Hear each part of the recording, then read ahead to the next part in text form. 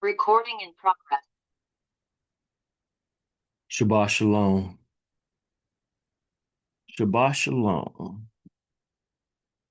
Shanquilla or Shanquilla Carter, One Vision Ministry. Today I want to talk about Shomeron, the mountain of Samaria, and the lost sheep. Shomeron is the name that I see in my Ethiopian or my 2009 or TS 2009. That's what Samaria is. It's Shomeron. That's what it calls. So when you hear me say Shomeron, you can relate back to Samaria. Abiyah, thank you for the Shabbat. Thank you for this opportunity to come forth and talk. May what I bring forth edification. Let my mouth and my will be about your will being done and not my own. I thank you for this opportunity. I thank you for this time. May favor be on all that receive and all that hear what is said. Yada Yahuwah. All right. So let's get it going. I'm gonna start off with just some stuff that I searched on the internet. So, gonna share my screen.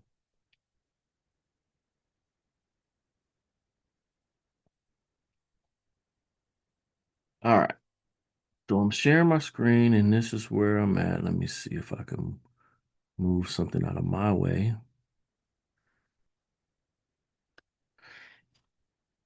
Hold Let's see if I can move this.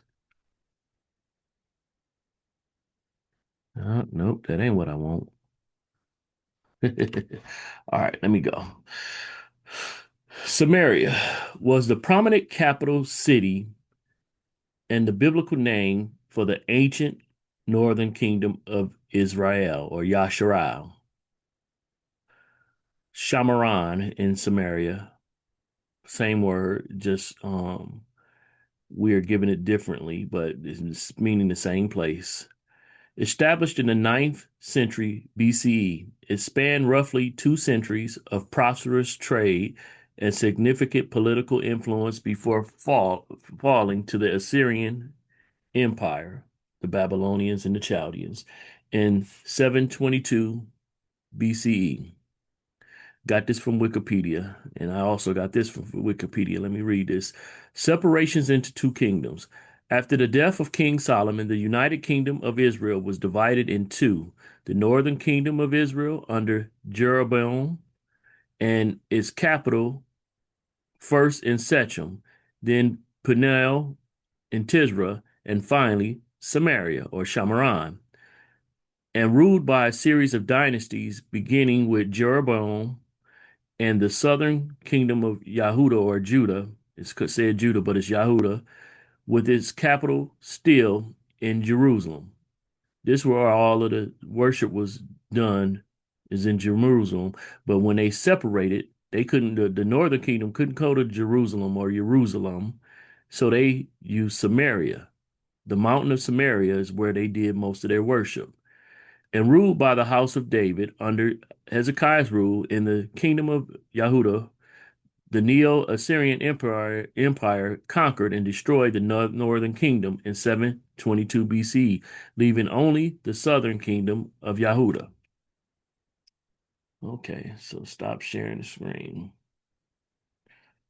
So basically, you see, Samaria was the capital city of the northern kingdom or of Israel. Jerusalem was of when they were one nation, but then they basically had to set their own capital because they were not in good relationships with the Southern Kingdom. They were basically warring with each other. So they could not go to where they were supposed to worship. So they set up their own place to worship in the mountain of Samaria. And mostly what they did was idolatry. So let's go to some text and share some text. Let me get going here. So I'm gonna start off here. Let me see. Starting off, sharing my screen here. All right, we'll start off with Mela King, Aleph, or First Kings 16, and what is called the 23rd verse. It says, in the 31st year of Asa, sovereign of Yehuda, Omri became sovereign over Israel. So Omri became the ruler and reigned 12 years. He reigned 6 years in Tirzah and bought the hill of Shomeron. So he bought the mountain of Samaria from Shemer, for 2 talents of silver, and built on the hill, and called the name of the city which he built Shomeron, or Samaria, after the name of Shemer, owner of the hill. And Omri did evil in the eyes of Yahuwah, and did evil more than all those before him. So again, what I said is spoken on idolatry. So let's keep moving. Yeshayah, Isaiah 7, and go start at what's called verse 9. And it says, and the head of Ephraim is Shomeron. So the head of Ephraim is Samaria. And the head of Shomeron is the son of Ramalyahu. If you do not believe, you are not steadfast. Mm-mm-mm. All right. So just establishing again, Samaria. Ephraim is one of the 12 tribes. Joseph is separated into two in Manasseh and Ephraim. All right. Going over to Amos 6 says, woe to those at ease in Zion, who's trusting in Mount Shomeron, the mountain of Samaria, the distinguished ones among the chief of nations, to whom the house of Israel comes. Again, this is Shomeron, Samaria. This is where they worship. They do their idolatry. Let's keep going. Micah 1 says, the word of Yahuwah that came to Micah of Moresheth in the days of Jotham, Ahaz, Hezekiah, sovereigns of Yahudah, which he saw concerning Shomeron and Jerusalem. I'm just pointing this out because this is basically some speaking that's going forth towards both the northern and the southern, and just want to identify Shomeron again. Samaria. Not gonna get into that deep, but let's go now to what I want to start getting into. All right. Let's take mine off the screen for a minute. So the Bible in itself, it starts off with the Genesis narrative, Adam and Eve.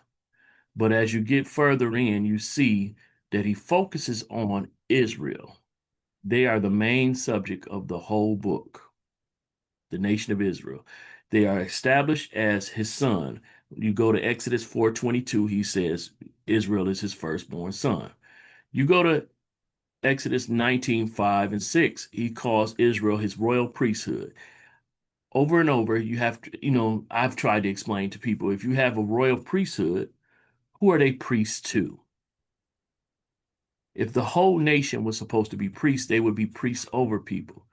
But the focus is always the kingdom of Israel. When you have the setup of Adam and Eve, Adam was supposed to have dominion over the whole earth. Israel, being like Adam or a firstborn son, is to have dominion over all the earth. That means it would be established as the kingdom. not sharing is billing or is allegiance with another kingdom. It would be the kingdom. So other nations basically would have to bow down, and those other nations would become irrelevant. Not ever saying that the people of those nations cannot cleave to Israel, because again, Israel is to be royal priests. Who would they be priests to? Who are they sharing their relationship with the Most High with? Not just amongst themselves, but they would be the priests over the dispersed of other nations or those that cleave to Israel. But most time I'm seeing a lot of people arguing and saying that salvation is for everybody. And that is a very Christian doctrine. We were taught that in Christianity, and it kind of ignores some of the texts. Do we believe it to be true or only want to take part of it to be true? We see that the kingdom of Israel divided. With them being divided, that means that we see a focus shift. In the Brit Hadashah, the focus comes on Yahuda or the Yahudim or the southern kingdom. The northern kingdom has been dispersed. They are what we call lost sheep. Yahusha is a Yahudim. All that's going on in his time frame is focused on the Yahudim. But Israel is supposed to be a whole nation and not divided and conquered. So with that being the case, Yahusha has a focus. Let's go. Let's go. Matthew or Matthew 10. And having called his 12 taught ones near, he gave them authority over unclean spirits to cast them out and to heal every disease and every bodily weakness. And these are the names of the 12 emissaries. We've always been told as 12 disciples, and some even try to use the term apostles. But these were the ones that were led or under Yahushua's guidance. First, Shimon. Simon is what we've been told, who is called Kepha or Kepha. We would say Peter. That's what we were taught. But I'm not gonna keep going back to what we were talking. I'm gonna just keep reading, and hopefully those that are listening have some learned aspect about them that they know what I'm saying, or they can study it up themselves. Because yes, I'm gonna keep going. And Andre, his brother, Yaqub, the son of Zabdi, and Yohanan, his brother, Philip and Bartholomew, Toma and Matthiyahu, the tax collector, Yaqub, the son of Alphi, and Labai, whose last name was Tadai.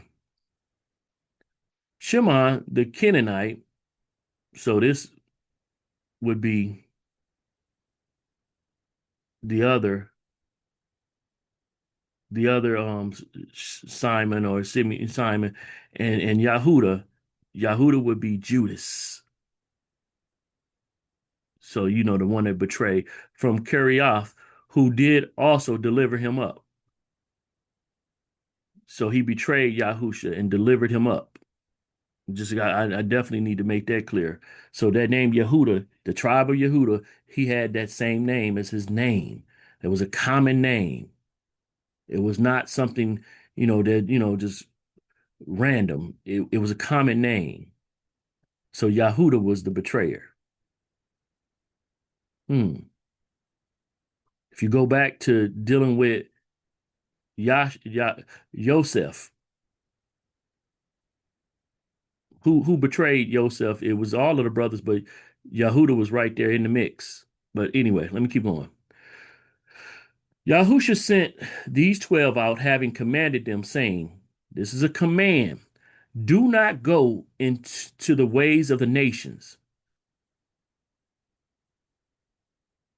Gentile is a word that means nations. And do not enter into the city of Shomeronim. Shomeron is, again, Samaria, but rather go to the lost sheep of the house of Israel. So he's given a command to focus on the lost sheep of the house of Israel. And as you go, proclaim, saying, the reign of heaven has drawn near. So again, the focus on the reign or the kingdom is dealing with Israel and joining Israel back, saving Israel. Heal the sick, cleanse the lepers, raise the dead, cast out demons. You have received without paying, give without being paid. They were ministering without being paid. They received from Yah, and they were giving the gifts of Yah without being paid. Their focus was not being paid. Modernly, a lot of ministers focus on getting paid. But anyway, let's keep going. Do not acquire gold or silver or copper for your money belts, or bag for the journey, or two undergarments, or sandals and staffs, for the worker is worthy of his food. And it's okay to feed him. Let me keep going. And into whatever city or village you enter, ask who is worthy in it, and stay there until you leave. And as you enter into a house, greet it. And if the house is worthy, let your peace come upon it. But if it is not worthy, let your peace return to you. And whoever does not receive you, nor hear your words, when you leave that house or city, shake off the dust from your feet. Okay, I think I've read enough of that. Let's go.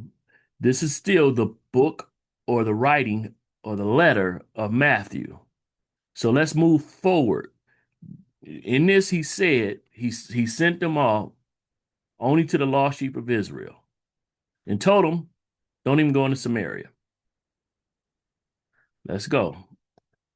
Matthew 15. There was no chapters. This was all one letter, but of course, we've got it now delivered to us, broken down in chapter and verse. So let's go. Matthew 15 and go where it says verse 22, and it says, see, a woman of Canaan, that will be another nation's people, Canaan, came from those borders and cried out, saying, have compassion on me, O master, son of David. My daughter is badly demon possessed. But he did not answer her a word. He didn't even acknowledge her. He said again, he only for the lost sheep of Israel, this woman of another nation, he did not acknowledge her. And his taught ones came and asked him, saying, send her away, because she cries after us. And he answering said, I was not sent except to the lost sheep of the house of Israel. So she is on him, asking for help. He ignores her at first, then his disciple says, send her away. Then he finally responds and said, I was only sent for the lost sheep of the house of Israel. So he's talking to this Gentile, this woman of another nation, and saying, I'm not here for you. Let's continue. But she came and was bowing to him, saying, Master, help me. So she acknowledged him as a master, and she's still pleading for help. And he answering said, it is not good to take the children's bread. Who would be the children? That would be Israel. And throw it to the little dogs. So he called this woman of another nation a little dog, a female dog. He disregarded her. Again, a female dog. He literally basically called her what most people, I'm not going to say the term, but most people would be offended by it. He disregarded her. And this is Yahusha doing this. It's not me. This is not you. This is Yahusha doing this. But she said, yes, master, for even the little dogs eat the crumbs which fall from their master's table. Even though she was disrespected, she humbled herself and still was insistent on getting what she desired. He called her a little dog. She's a female and he called her a little dog. Basically, just ignored her at first. And yet, still, she's persistent. She's not getting offended. She's not getting angry. She knows what she desires. She knows what she wants, and she's pursuing it, acknowledging his position as master and humbling herself. Let me read it again. But she said, "Yes, master, for even the little dogs eat the crumbs which fall from their master's table." And Yahusha answering said to her, "O woman, your belief is great." It wasn't that she was of another nation that caught his attention. It wasn't that she was pestering that caught his attention. Her faith caught his attention. "O woman, your belief is great. Let it be as you desire." Her request and what she pursued, she was granted because of her faith, not because she was of the other nation. He was not there for her. He already acknowledged that. I'm only here for the lost sheep of Israel. But her faith gained her access. Her humility gained her access. Her cleaving to him, despite his rejection, gave her access. And her daughter was healed from that hour. Let's keep moving. I want to read you something from Hebrews. Ibrahim is what Hebrews is because it breeds Hebrew. Hebrews 13, and starting with what's called verse 7, says, "Remember those leading you." I want you to remember, if you consider me leading you, even though I basically lead my household, remember me. Your moray, your pastor, remember them. Remember all those who spoke the word of Elohim to you. Consider the outcome of their behavior and imitate their belief. If ones have been walking and honoring Yah and you see the fruit of it, consider the outcome and behavior and then imitate it, their belief. It's a benefit to you. But let's keep going. Yahushua Messiah is the same yesterday. When is yesterday? All that stuff that I read prior, Malachine and Yeshua, that will be yesterday. And today, this today will be talking about the time that this was written and forever.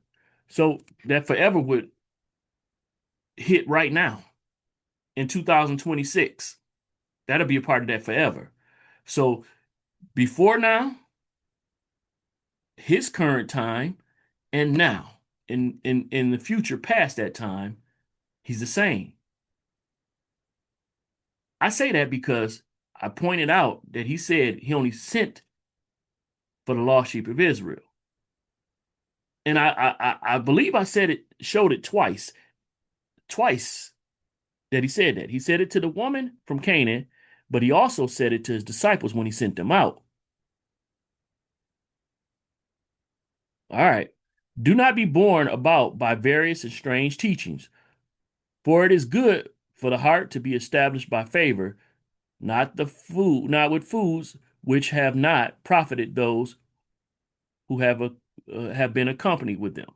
So let's go. This is where I want to land this thing a little bit. I'm gonna go over to Yohanan, John 4, because remember he did say don't go in. He told him don't go into Shomeron, but I acknowledged and showed you what Shomeron was, or Samaria was, is the capital city of the northern kingdom. So if he's sending them to the lost sheep of Israel, how could he not go to the land that was Israel? I know many have been taught over and over, and it's true that the people were sent to Assyria or moved out of that area. But to think that some of them did not come back is not logical. Many of us have left what was our homelands, but a lot of us went back. A lot of our ancestors, I live here in Michigan.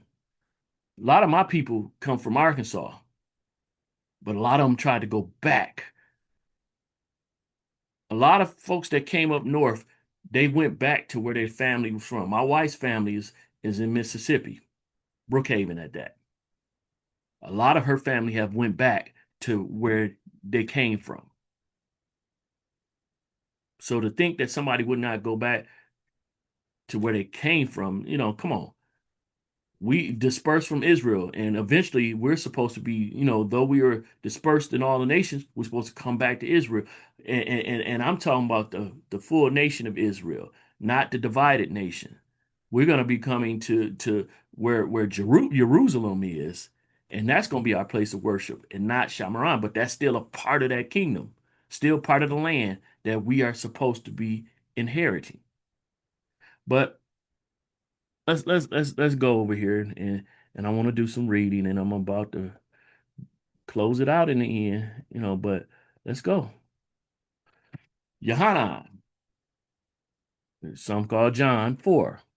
So when the master knew that the Pharisees had heard that Yahusha made and immersed more taught ones than Yohanan,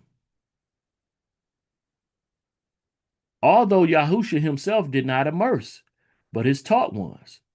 He didn't do it, he directed his disciples to do it. He left Yahuda, not the person, but the place, Yahuda, and went the way again to Galilee. And he had to pass through Shomeron. He had to pass through Samaria.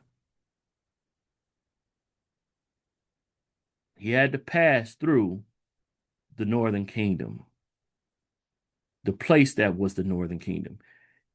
So he came to a city to a city of Shomeron called Shechem,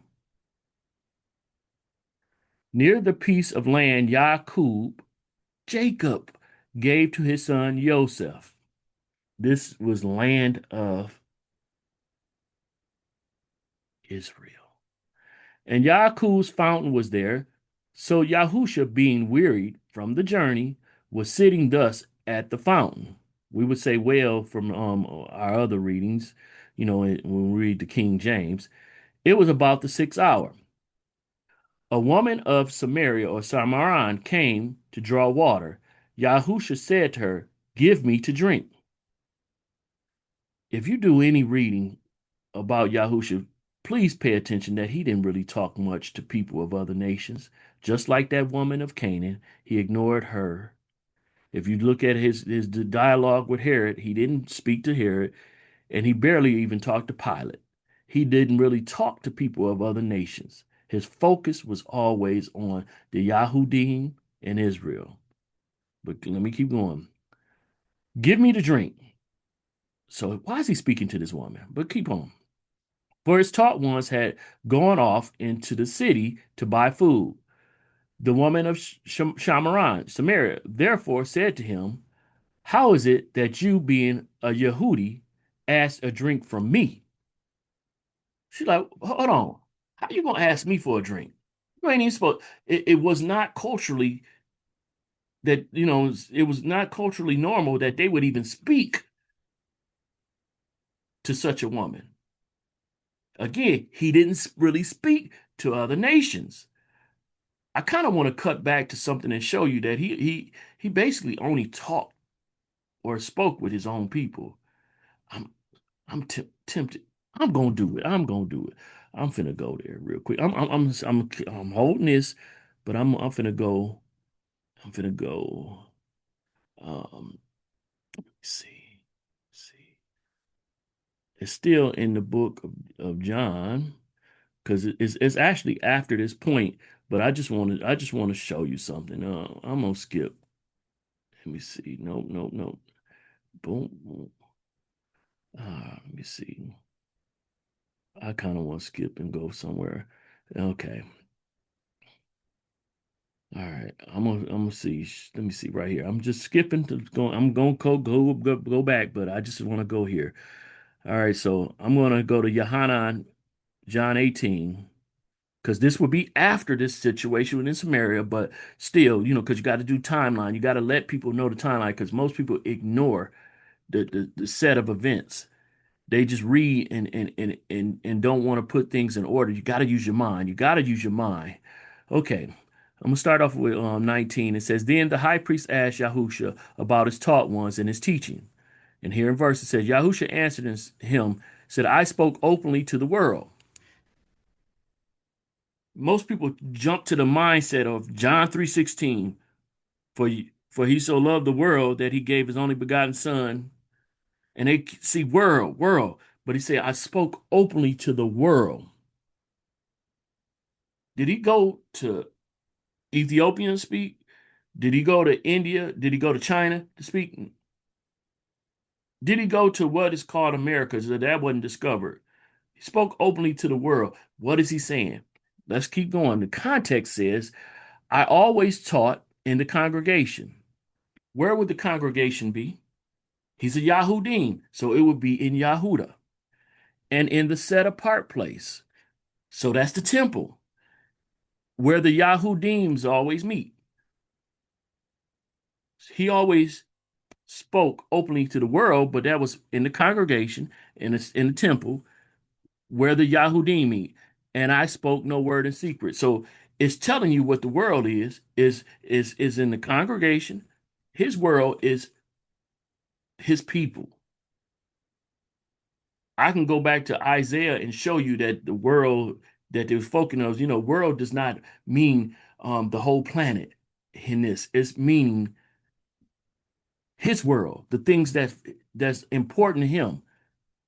What's always been important to him has been Israel and the Yahudim, the lost sheep and the people he was born at, the Yahudim. That's who he spoke with. He spoke openly to them. If you follow him and you read about him, you see he didn't really speak to other people. You don't see that that woman he spoke to, her faith accessed him. He was ignoring her. But anyway, let me go back to where I was. I just, had to take a little rabbit trail there, and let's go back. All right. I'm gonna start off back at 8. For his taught ones had gone into the city to buy food. The woman of Shomeron or Samaria therefore said to him, How is it that you, being a Yahudi, ask a drink from me, a woman of Shomeron? For Yahudim do not associate with the Shomeronim. They don't associate with Samaritans. Yahusha answered and said to her, If you knew the gift of Elohim and who it was, and who it is who says to you, Give me to drink, you would have asked him, and he would have given you living water. He asked him for natural water, but he like, if you would have checked with me, you would have basically asked me for spiritual water. You would have gotten spiritual water. The woman said to him, Master, you have no vessel, and the well is deep. For where then do you have living water? Are you greater than our father Yaqub? Ding, ding, ding, ding, ding, ding, ding, ding, ding. Are you greater than our father Yaqub? Remember how they say all of the northern kingdom was separated from Samaria. She just made a major point that should be a boom, a knock on the head. Are you greater than our father Yaqub? She's saying that Jacob is her father, her ancestor. See, when you see the word father, it doesn't always mean the direct father like your daddy. It could be your granddad or great granddad because they didn't use that terminology. Are you greater than our father? She's acknowledging of the ancestry of Yaqub. She's a descendant of Yaqub. She's pointing that out. So what that would make her is a lost sheep of Israel. Because Yaqub, when he basically encountered a messenger of Yah, His name was changed to Israel. Are you greater than our father Jacob, who gave us the well and drank from it? Remember, it's just right there in the text. Go up, go up, go up. 5. So he came to the city of Shomeron, called Shechem, near the piece of land Jacob gave to his son Joseph. Go back down. Context is everything. People be skipping through and reading stuff if they do read it, or just taking on what somebody has taught them. This woman is a lost sheep of Israel, and she identified it herself by saying, are you greater than our father, Jacob, who gave us the well? And it's mentioned earlier that the well was given to Joseph, his son, who gave us the well and drank from it, and his sons and his cattle. Yahusha answered and said to her, everyone drinking of this water shall thirst again. But whoever drinks of the water I give him shall certainly never thirst. Remember, he's looking for the lost sheep to bring them back, to offer them salvation. They will never thirst. And the water that I give him shall become in him a fountain of water springing up into everlasting life. Oh, it's going to give you access to the kingdom. The woman said to him, Master, give me this water, so that I do not thirst, nor come here to draw. Yahusha said to her, go, call your husband and come here. Now this right here is Yahusha. He know his business. He's the son of Yah. Come on. The woman answered and said, I have no husband. Yahusha said to her, you have well said, I have no husband, because he already knew. For you have had 5 husbands, and the one whom you now have is not your husband. He done read her mail. He knew everything about her. What you have said is true. The woman said to him, Master, I see that you are a prophet. Come on, the Mashiach is the prophet, the anointed of Yah. Prophets are the anointed. Anyway. Our father worshiped on this mountain. Our fathers worshiped on this mountain. Samaria, the northern kingdom, worshiped on the mountain of Samaria because they could not go to Jerusalem. She's acknowledged again her ancestry, her being a descendant of Israel. Our fathers worship on this mountain, but you people say that it in you okay, but you people say that in Jerusalem is the place where one needs to worship. So Yahudim, she's making a difference between the Israelite, the northern kingdom, and the southern kingdom, because the northern kingdom worshipped in Shomeron, the southern in Jerusalem. She's identifying her kinsmanship and that she's a lost sheep. Yahusha said to her, woman, believe me, the hour is coming when you shall neither on this mountain nor in Jerusalem worship the Father. You worship what you do not know. We worship what we know because the deliverance is of the Yahudim, the southern kingdom. The northern kingdom was dealing with idolatry. The southern kingdom was still dealing with Yah. But the hour is coming, and now is when the true worshipers shall worship the Father in spirit and truth. Ain't gonna be about where you at, as far as physical. It's gonna be where you at spiritually. For the Father also does seek such to worship him. Elohim is spirit or Ruach, and those who worship him need to worship in Ruach, in spirit and truth. And the woman said to him, I know that the Messiah or the Mashiach is coming, the one who is called anointed. When that one comes, he shall announce to us all, to the northern and the southern kingdom. He gonna announce to us all. Yahusha said to her, I, who am speaking to you, am he. He acknowledged, I am the Mashiach. I know that the Messiah is coming. Like, I'm here. Don't I'm right here speaking to you. I, who am speaking to you, am he. And upon his taught ones, and upon this his taught ones came, and they were marveling that he was speaking with a woman. However, no one said, what do you seek, or why do you speak with her? Because again, it wasn't common that he would speak to a foreign woman or a woman of the dealing, but this was a lost sheep. The woman then left her water jug and went away to the city and said to the men, come, see a man who told me all that I have done. Is this not the Mashiach, the Messiah? They went out of the city and were coming to him. But in the meantime, his taught ones were asking him, saying, Rabbi, eat. They trying to feed him natural food. And he said to them, I have food to eat of which you do not know. He about to add to him a lost sheep. Then the taught ones said to each other, did anyone bring him food to eat?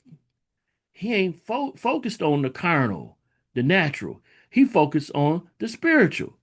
The kingdom is about to increase. He's about to add some lost sheep, have them found in him. Yahusha said to them, my food is to do the desire of him who sent me and to accomplish his work. He was only sent to the lost sheep of Israel. He's about to accomplish his work. Do you not say, there are still 4 months and harvest comes? See, I say to you, lift up your eyes and see the fields, for they are white for harvest already. He ain't talking about natural fields. He talking about there are lost sheep there that they can harvest. He sent workers out. They are his workers out to get the harvest, which is the lost sheep of Israel. Yes, that benefits other nations, but the focus is the lost sheep of Israel. He who is reaping receives a reward and gathers fruit for everlasting life, so that both he who is sowing and he who is reaping rejoice together.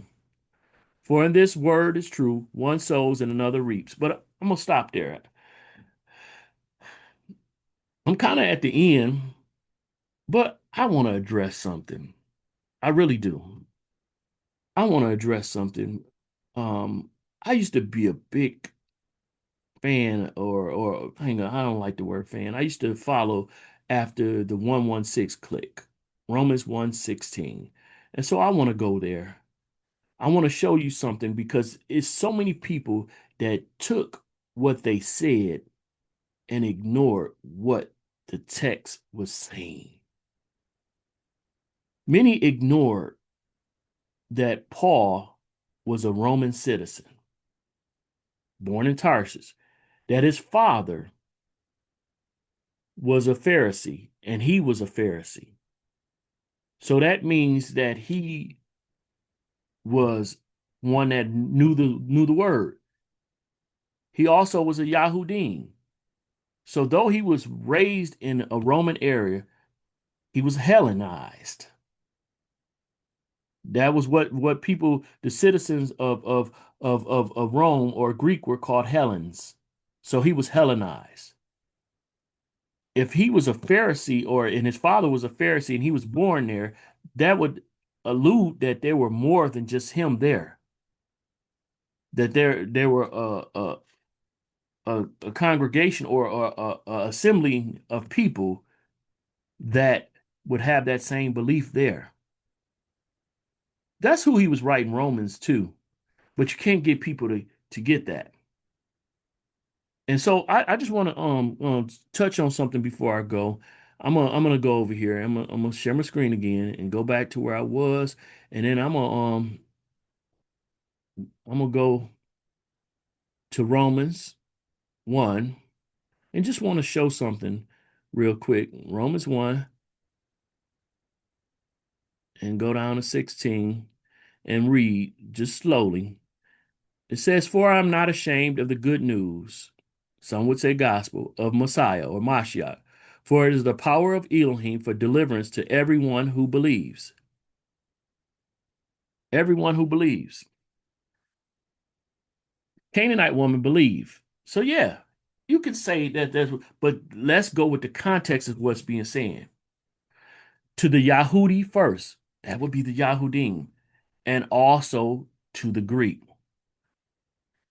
The way this had been taught by the 116 clique and a lot of Christians, and even now some Hebrews, is to say that the Yahudim, that would be the southern kingdom. That would not include the northern kingdom, and also to the Greek. So it's Greek covering everybody. So where's the northern kingdom in that? Where is China or Asia in that? Where's the Ethiopian?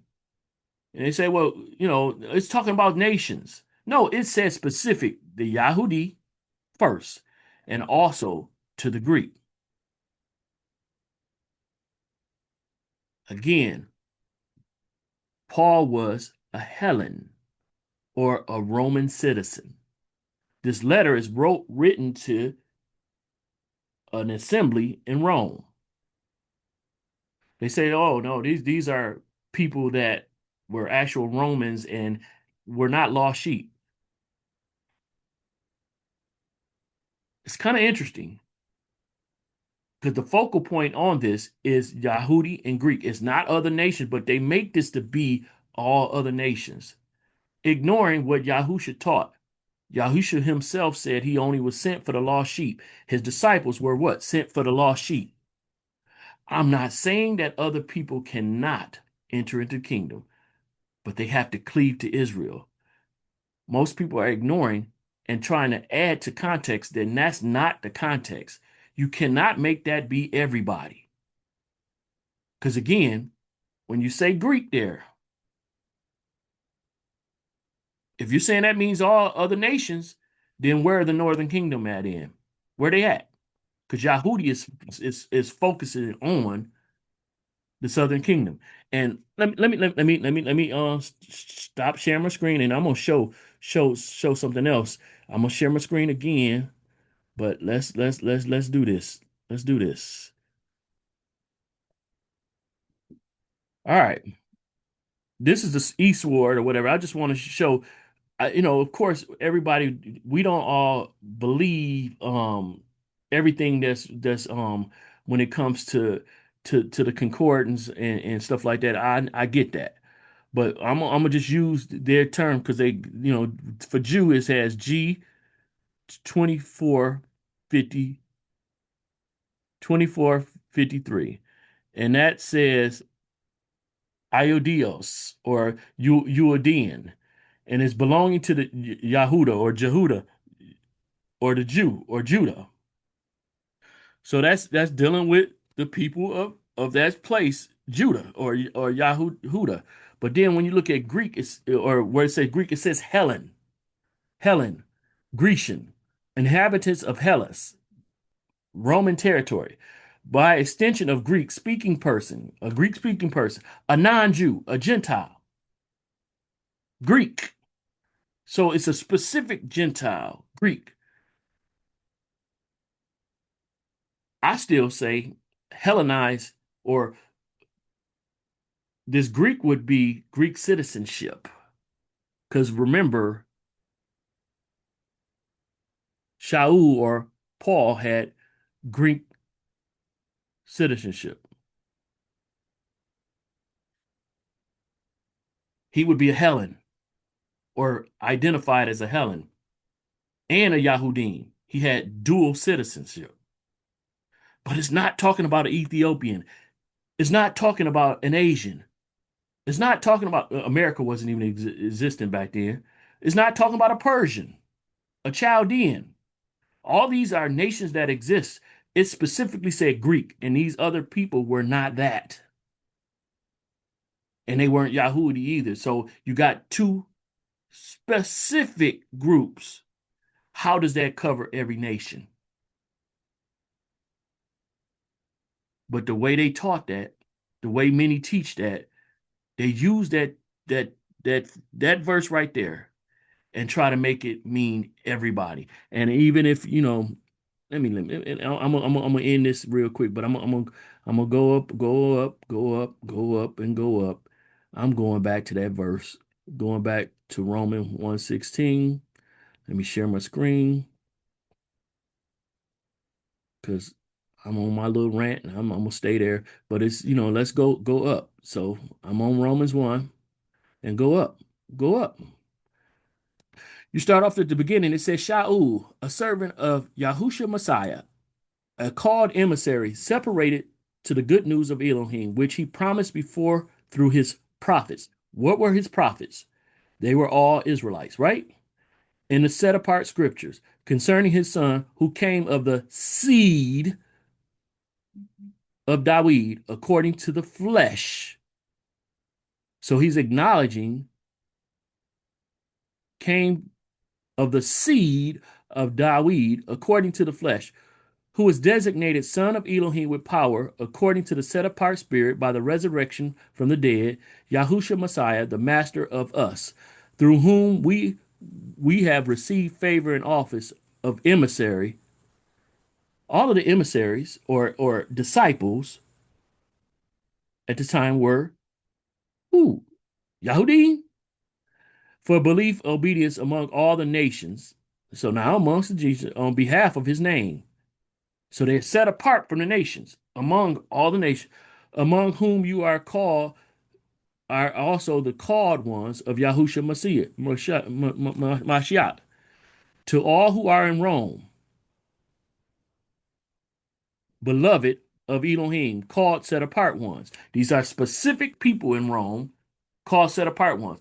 He was a Roman citizen. He was a Pharisee. His father was a Roman citizen. He was born in Tarshish. If his father was a Roman citizen and was a Pharisee, that means there's something established for him to be a Pharisee there. Favor to you and peace to Elohim, our Father and Master, Messiah. So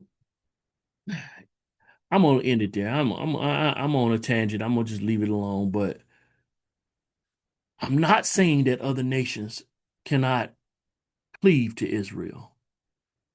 But what kingdom is going to allow allegiance to another kingdom when they have dominion? How does that make sense? You got dominion, but you're going to have other people whose allegiance to another kingdom dealing with you. How do you have dominion over them if they have allegiance to another kingdom? Their allegiance needs to be to you and you alone for you to have dominion, because you ain't their allegiance is to that other nation.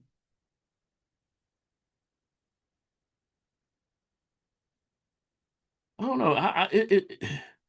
That's why I don't pledge allegiance to this flag, because my allegiance is to who?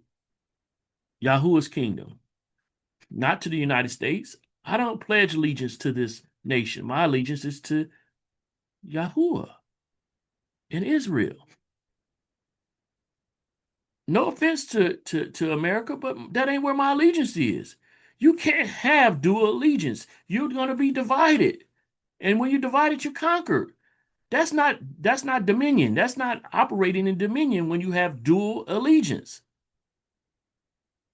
They must cleave to Israel. They cannot keep their allegiance to another nation. They got to let that go. Your assembly, your whatever nation that that's not gonna matter. If you focusing on that stuff, then you're not focusing on the dominion of the kingdom of Yahuwah. Something is wrong with you. But again, that's my perspective. I'm gonna let it go. Abba Yah, I thank you for today, this Shabbat. I thank you for this day of rest. Let us enjoy this day of rest. Let us magnify and glorify your name. All praises to the Most High. Yada Yahuwah, I thank you for the opportunity to fellowship before your people. May edification have occurred. I'm always open to sharpen iron with folks on this. I know that people are not going to agree. I don't want people to just openly, just willingly, just accept what I have to say without challenging it.